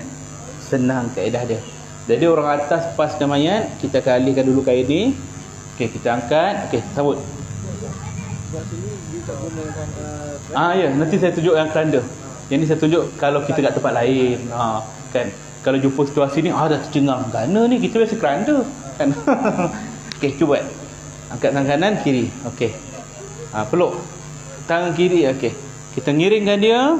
Okey, buka tali. Nampak tak? Buka tali. Okey, wajib mengiring kanan. Sunat buka muka. Okey, jadi orang yang ke atas ni buka muka dia. Buka macam ni. Ni selakkan yang belah sini tolak bawah, yang ni sampai nampak muka dia seketul macam ni. Cuba rapatkan dengan dinding tanah kalau boleh. Sekiranya tak boleh, ambil kepal tanah daripada orang atas, letak kat hidung dia. Kemudian kita tutup sikit bahagian ni. Kemudian orang atas tolong kepal tanah bagi kat bawah supaya dia sendal kat bahagian belakang, supaya dia tak terbaring. Okay, agak-agak dah steady macam tu, kita bawa naik atas. Okay, baringkan balik siang dia kan. Okay, ni situasi pertama.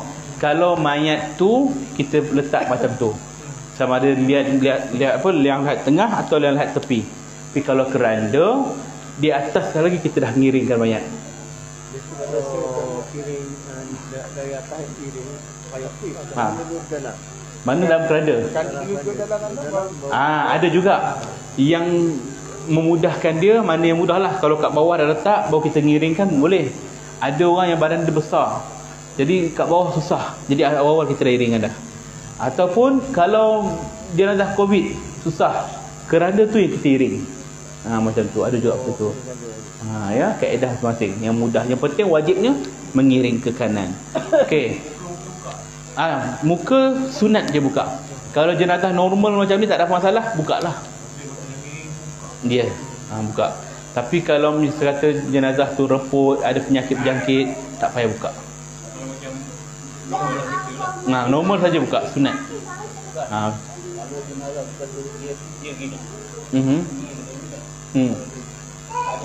Dia akan, kita akan mengiring, tapi tangan dia akan berlipat sikit lah. Yang penting dia wajib mengiring. Okay. Sebelum kita tanya lagi soalan banyak, kita lepaskan dia dulu. Sia dia. Kejap, dah ambil gambar dah? Ambil gambar muka dia dah? Tolong, siapa nak ambil gambar? Ambil gambar dia, sia je. Ni datang ni mak ayah ada tak? Anak SBS tu. Ada tak? Mana? Rupa dah. Ke Omar. Tak apa, ambil gambar dia, hantar kat mak dia. Berlari datang sini kan. Dah, ambil gambar muka dia lah, muka dia. Sia je. Muka dia. Tunjuk kat muka dia. Dia nak buat profile picture sekejap lagi ni. Boleh macam profile. Profile picture. Inilah rupa aku bila mati nanti. Okay, nampak nak muka dia Okay, baik. Tunjuk. Biar dia insaf sikit. Alright, kita buka dulu. Okay. Sekarang saya nak buka pula. Okay, kita buka dia dulu. Okay, jangan bangun lagi. Relax. Onggoh, hidup lagi dia ni. Siapalah yang buat macam ni kan? Orang hidup lagi kan. Okey, buka. Buat senyum, baik arwah ni kan. Dekat, lipat ni lah kapas ni. Keluarkan kapas dia dulu. Okey. Ada lagi, ya Allah, bagus dah kan. Okey, boleh kelihkan. Okey, kita boleh lipat. Baik, sekarang ni saya akan kongsikan persoalan tentang solat jenazah. Okey, boleh duduk dulu, tenangkan.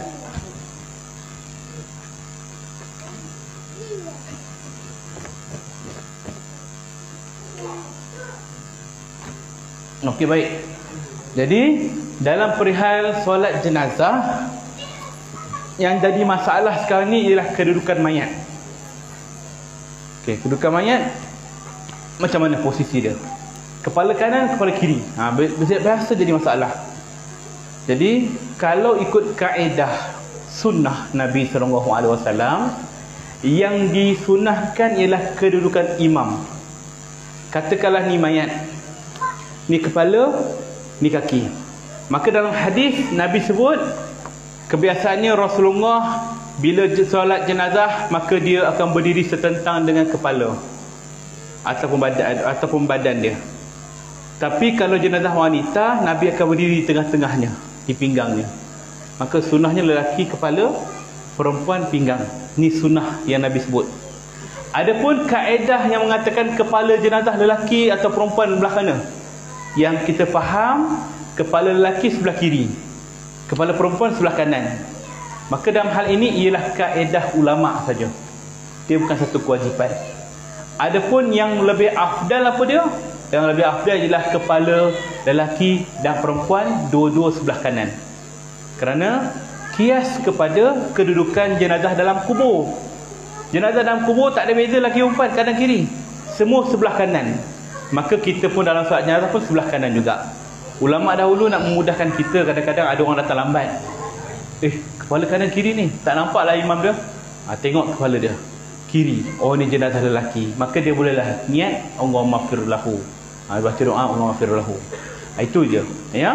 Baik, kita nak solat jenazah ni, apa niat dia? Sahaja aku solat ke atas jenazah ini 4 takbir makmum kerana Allah Ta'ala. Simple. Solat jenazah ni pula sunatnya buat 3 saf, tak payah memanjang. 3 saf ataupun 5 nombor ganjil. Okey, barang siapa yang disolatkan oleh lebih 40 orang ataupun 3 saf, maka wajib baginya syafaat. Kata Nabi sallallahu alaihi wasallam, kita nak syafaat Nabi pada mayat, maka kita solatkan jenazah dengan 3 saf ataupun lebih daripada 40 jemaah yang tidak melakukan kemusyrikan. Itu kata Nabi. Maka solat jenazah ni, lepas kita niat sahaja aku solat kata jenazah ini 4 takbir makmum kerana Allah Ta'ala, tak payah mention dah lelaki ke perempuan ke, sebab memang dah tahu dah lelaki atau perempuan. Allahu Akbar, takbir pertama baca Al-Fatihah, tak payah kita baca iftitah, terus surah Al-Fatihah. Takbir kedua Allahu Akbar, selawat Ibrahimiyah, Allahumma salli ala Muhammad wa ala ali Muhammad, sampai fil alamin innaka hamidum majid. Takbir ketiga Allahu Akbar, doa ke atas mayat. Kalau lelaki Allahumma ghafir lahu warhamhu wa'afihi wa'fu anhu, tu yang ringkas. Kalau perempuan, jenazah perempuan Allahumma ghafir laha warhamha wa'afiha wa'fu anha. Kalau jenazah tu ramai, 2 jenazah atau lebih, Allahumma ghafir lahum warhamhum wa'afihim wa'fu anhum. Tu doa dia. Kalau jenazah pondan, sudah buka doa ni. Allahumma fir lahu hahum, sudah ada jamak semua sekali. Marah Tok Syekh kita kan. Apa pula hahum kan. Dia tetap Allahumma fir lahu juga. Okey. Takbir keempat Allahu Akbar. Kalau tak reti baca doa, diam pun tak apa. Sampailah imam bagi salam. Kalau nak baca doa, Allahumma la tahrimna ajrahu wa la taftinna ba'dahu wa'fir lana wa lahu. Time belajar ingat, tapi time solat terlupa. Allahumma la hawla wa la, lain ni. Try lagi. Allahumma lakasumtu, lagi jauh kan. Maka tak payah baca tu. Baca Rabbana atina fid dunya hasanah wa fil akhirati hasanah wa qina azabannar pun boleh. Assalamualaikum warahmatullahi. Assalamualaikum warahmatullahi. Yang wajib salam pertama je. Yang kedua sunat, ya. Selesai. Itu solat jenazah kalau ada jenazah depan.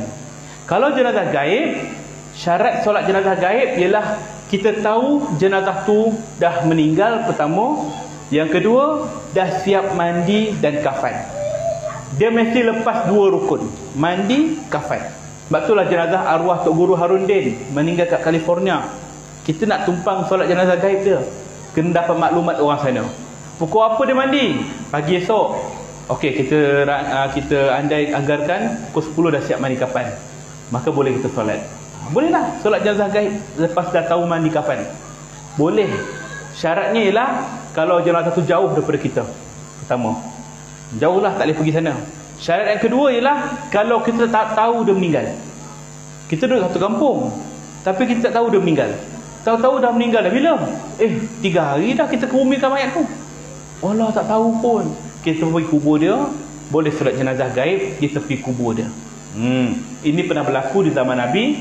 Rasulullah pernah solatkan jenazah seorang wanita tukang sapu masjid Nabi. Nabi pun duduk. Nabi kata, mana pergi perempuan yang selalu sapu kat sini ni? Kata sahabat, dia dah meninggal semua. Bila? Bulan lepas, genap sebulan dah. Nabi pun nak tunjuk mana kubur dia, nak tengok mana kubur dia. Pergi ke kubur dia, Nabi solat jenazah di tepi kuburnya.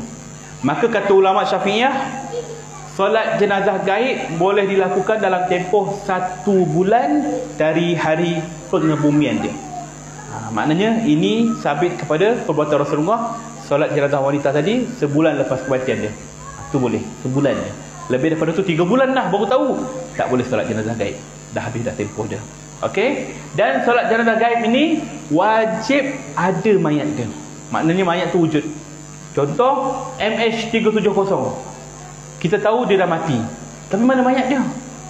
Kenapa kita kata mati tapi mayat tak ada? Ini pengisytiharan kerajaan. 4 tahun tanpa khabar berita, maka dianggap mati kerana urusan harta dia, saka dia. Maka di sisi solat jenazah pula boleh tak buat? Tak boleh. Kenapa? Tak jumpa mayat dia. Tak ada bukti mengatakan dia mati dari sudut syarak. Ya. Walaupun kalau kita contohlah ada orang mati kat Sungai Kuantan, tak tahu, lemas, orang tahu lemas, tak tahu jumpa tangan dia.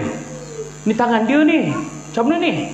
Boleh mandikan, boleh kafankan, tak payah solat, terus ke bumi. Kenapa? Belum tahu lagi dia hidup ke tidak. Sebab manusia boleh hidup tanpa tangan, kan? Logiknya. Jumpa kaki pula, boleh solat tak ni? Mandikan, kafankan, terus ke bumi. Kenapa? Manusia boleh hidup tanpa kaki. Jumpa kepala pula, kena solat tak? Wajiblah solat. Dah kepala je kan. Dah tentu mati kan. Maknanya dari sudut logik, mati ke tidak tu bergantung pada apa yang kita jumpa. Ya, wallahu alam, tu solat jenazah gaib. Baik, soalan ada? Accident, alright.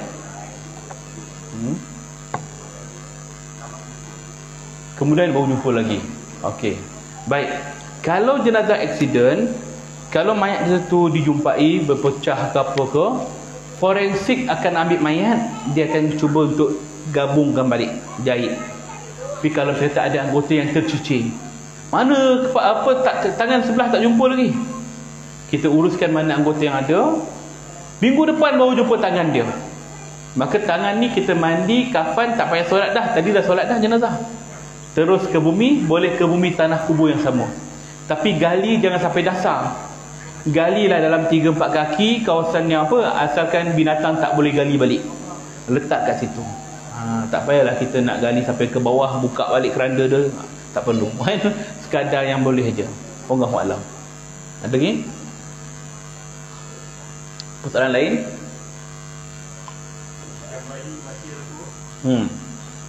Baby meninggal dalam perut, kita panggil janin. Kalau sifatnya cukup 6 bulan ke atas, sunat solat jenazah dengan syarat 6 bulan ke atas.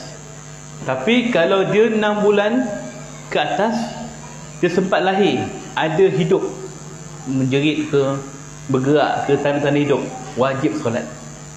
Okey. Tapi kalau meninggal dalam perut, sunat solat. Meninggal bawah 4 bulan, bawah 6 bulan, maka tak wajib solat, tak sunat wajib. Janin kecil 3 bulan, tak wajib solat, tak payah, tak sunat solat. Maka kita hanya bersihkan, kafan, terus ke bumi. Itu hukum dia.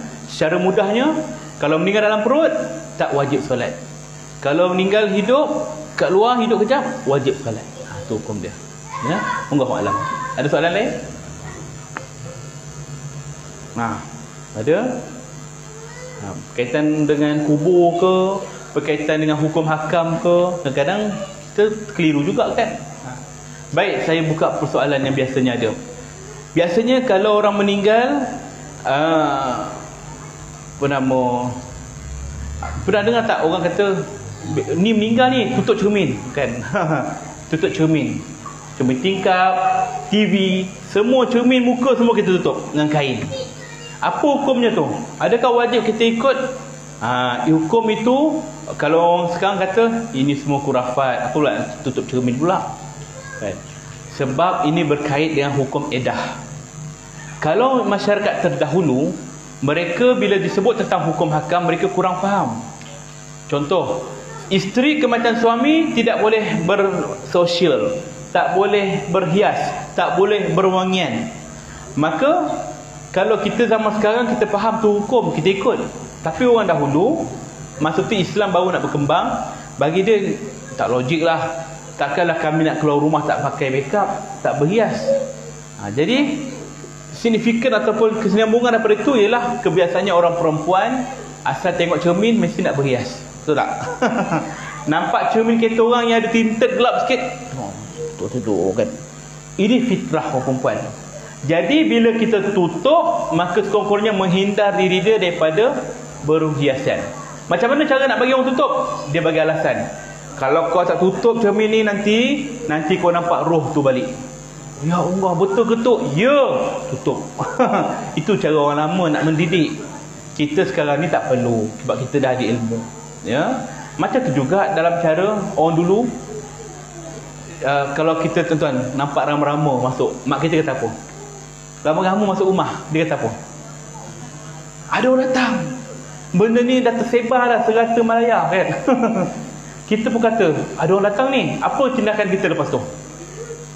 Tindakan kita lepas tu, kemas rumah. Memang dah jadi tabiat kita dah. Asal orang datang baru kemas rumah kan. Kalau tidak rumah macam tu akan pecah kan. Itu biasa. Dulu tak ada telefon nak bagi tahu ada orang datang. Jadi cara nak suruh anak kemas, buatlah alasan. Tu orang ramai masuk ni, kejap lagi ada orang datang ni. Cara dia orang nak mendidik anak supaya kemas rumah. Cara nak menyuruh. Jadi tuan-tuan, sebenarnya kaedah orang lama ni dia banyak kiasan, banyak lebih kepada bentuk arahan. Ya. Jadi ada persoalan lain berkaitan dengan hukum pasal larang?